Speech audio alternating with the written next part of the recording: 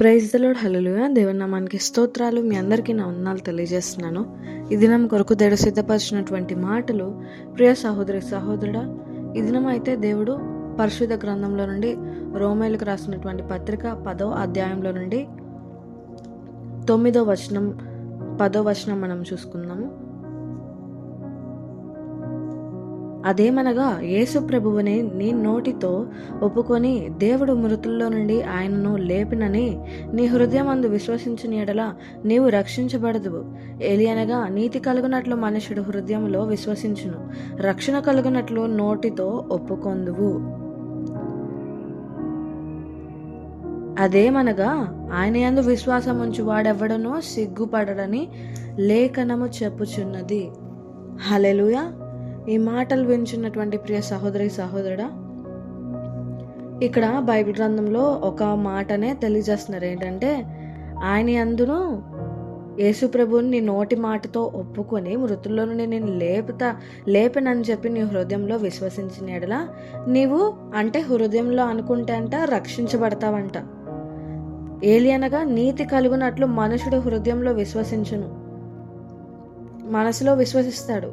But అది నోటితో మనము అంటే ఒప్పుకున్నాము అని చెప్పి బయటికి అది పలికితేనే ఆయన రక్షణ అనేది మన లైఫ్ చుట్టూ మనం అథారిటీ ఆయనకి ఇస్తున్నామని చెప్పి మనము పలికినట్టు అర్థం అంట.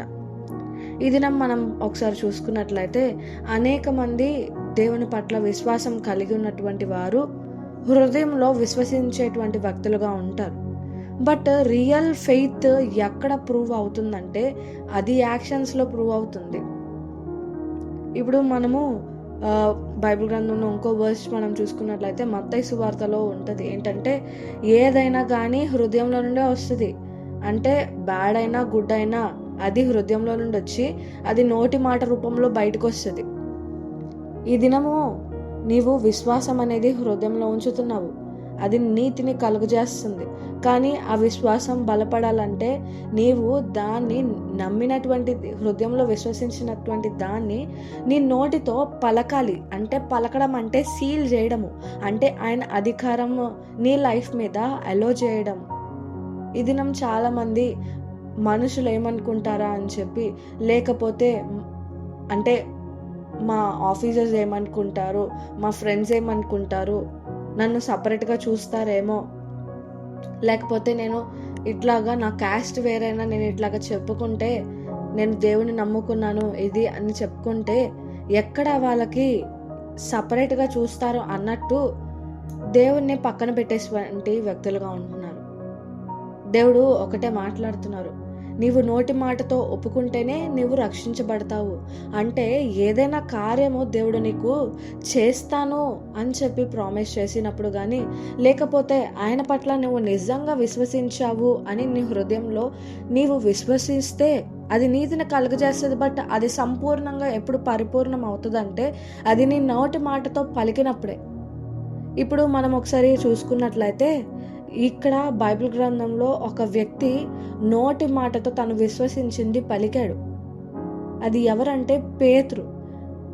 బైబిల్ గ్రంథంలో యేసుప్రభుల వారు అడుగుతారు, మీరు నన్ను అంటే ఇక్కడ లోకంలో ఎవరు, ఇక్కడ ప్రాంతంలో నన్ను ఎవరినని చెప్పి అనుకుంటున్నారు, ఏలియా అనుకుంటున్నా అంటే కొంతమంది శిష్యులు చెప్తారు, నిన్ను ఏలియా అనుకుంటున్నారు, మోషే అనుకుంటున్నారు, యోహాన్ అనుకుంటున్నారు అని చెప్తారు.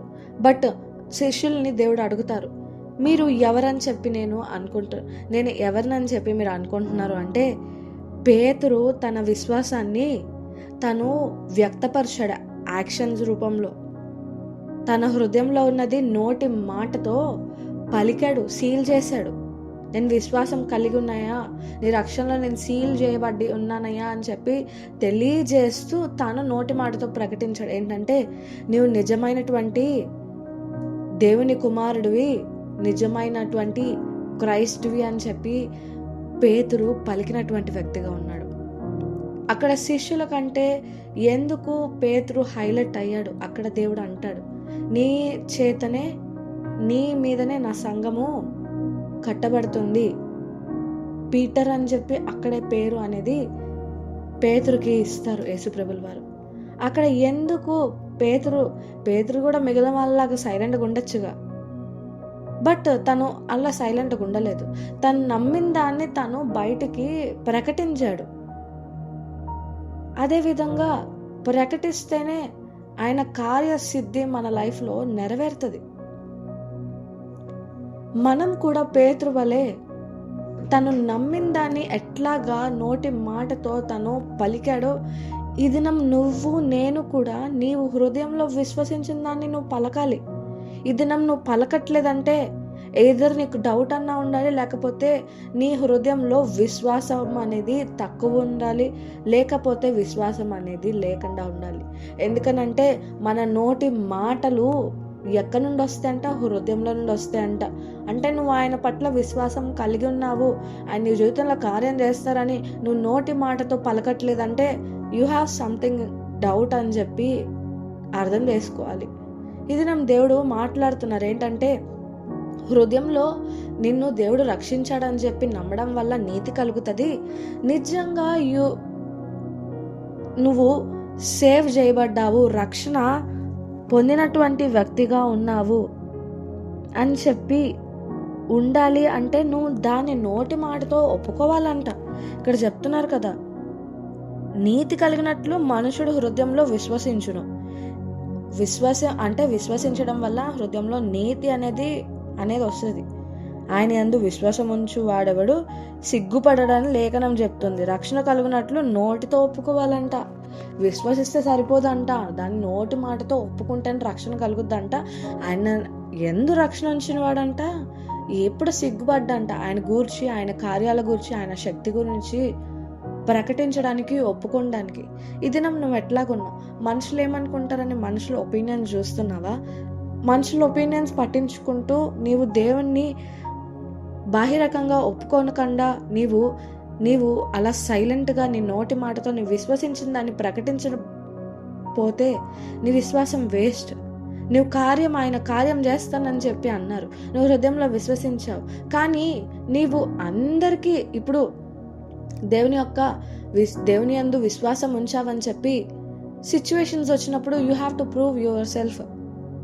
అది మనుషుల ఎడలా నువ్వు చూపించుకుంటుంది కాదు, కానీ దేవుడికి నా బిడ్డ నా గూర్చి ఒప్పుకోవడానికి ఎంత మాత్రం సిగ్గుపడట్లేదు, నా పక్షముగా నిలబడుతుంది అని చెప్పి నువ్వు దేవుడికి చూపించుకున్నట్లే. మనుషులు ఏమనుకుంటారా అని చెప్పి ఈ దినం నువ్వు మౌనంగా ఉన్నట్లయితే దేవుడు బాహిరకంగా నీ జీవితంలో కార్యం చేయడానికి కూడా ఆయన వెనకడుగు వేస్తారు. ఈ దినం నువ్వు ఎప్పుడైతే ముందు స్టెప్ తీసుకుని దేవుని యొక్క దృష్టిలో నేనేంటి అని చెప్పి నీవు ఆలోచించుకుని నీ యొక్క నోటి మాటతో నువ్వు విశ్వసించిన దాన్ని పలకాలి. మనుషుల యందు నువ్వు విశ్వసించిన దాన్ని ఒప్పుకోవాలి. అప్పుడే నీ జీవితంలో రక్షణ కార్యం జరుగుతుంది. నువ్వు విశ్వసించిన దాన్ని నువ్వు నోటి మాటతో పలికినప్పుడు నీవు ఆ కార్యాన్ని పొందుకుంటావు. అప్పుడు దేవుడు కూడా నా బిడ్డ విశ్వసించింది, నా మీద ఎంత ట్రస్ట్ కలిగి ఉందని చెప్పి యాక్షన్స్ రూపంలో నువ్వు చూపించినప్పుడు ఆయనకి కూడా ఎంతో సంతోషం వేస్తుంది. ఈ దినం నీవు నోటి మాటతో ఒప్పుకునేటువంటి వ్యక్తిగా ఉంటున్నావా లేదా? నీకు నువ్వే ఒకసారి ఆలోచించుకో. ఎందుకనంటే నువ్వు విశ్వాసం కలిగి ఉన్నావు మనసులో, కానీ మనుషుల ఒపీనియన్ కోసం ఆలోచించినట్లయితే దేవుడు కూడా నీ గురించి ఆలోచించాలి. నా బిడ్డ పట్ల కార్యం చేయాలా, నా బిడ్డ పట్ల నేను ప్రణాళిక కలిగి ఉన్నా, నెరవేర్చాలా? నా బిడ్డ సిగ్గుపడుతుంది నా గూర్చి ప్రకటించడానికి, నా బిడ్డ నా గూర్చి ధైర్యంగా ఒప్పుకోవట్లేదు, నా కోసం ఒక స్టాండ్ తీసుకుని నిలబడట్లేదు అని చెప్పి దేవుడికి ఆ ఫీలింగ్ కలిగించినప్పుడు నీకోసం ఆయన అందరి జనుల ఎదుట నిన్ను ఆయన నామం మహిమార్థమై తెచ్చుకోవడానికి నిన్ను ఎట్టి రీతిగా నిలబెడతారని ఆలోచిస్తున్నావు. ఈ దినం నీవు ఆయన కోసం స్టాండ్ తీసుకుని నిలబడితేనే ఆయన నీ పట్ల కార్యం చేయగలరు. ఎందుకు నీవు నిలబెడితేనే కార్యం చేస్తారంటే ఆయన యందు విశ్వాసం ఉంచావని చెప్పి నీ హృదయం పరిశీలించేటువంటి ఆయనకు తెలుసు. బట్ నువ్వు నోటి మాటతో ఒప్పుకున్నప్పుడే నీవు దేవుడికి కూడా తెలియజేస్తున్నావు. ఆయనకు తెలుసు, నీ హృదయాన్ని చదువుతాడు. కానీ నోటి మాటతో పలికితేనే అది ట్రస్ట్ వర్తి, అంటే కంప్లీట్ అథారిటీ నీవు ఆయనకి ఇస్తున్నావని చెప్పి అర్థము నోటి మాటతో ఒప్పుకోవడం అంటే. నీవు విశ్వసించి నోటి మాటతో ఒప్పుకోవట్లేదంటే నీవు ఆయనకి నీ యొక్క జీవితం మీద ఆయనకి అథారిటీ ఇవ్వనట్టే. ఈ దినం నువ్వు విశ్వసించి దాన్ని నువ్వు నోటితో ఒప్పుకుంటేనే నీ జీవితంలో కార్యం చూస్తావు.